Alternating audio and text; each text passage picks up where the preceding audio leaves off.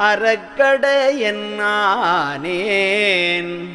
பனித்த மனக்குரங்காட்டி பலிக்குழலும் கொடியேன் பாதகமும் சூதகமும் பயின்ற பெரும் படிரேன் தனித்தகடும் குணத்தேன் நான் ஏன் பிறந்தேன் நினது தனி கருத்தை அறிந்திலேன் சபைக்கேற்றும் ஒளியே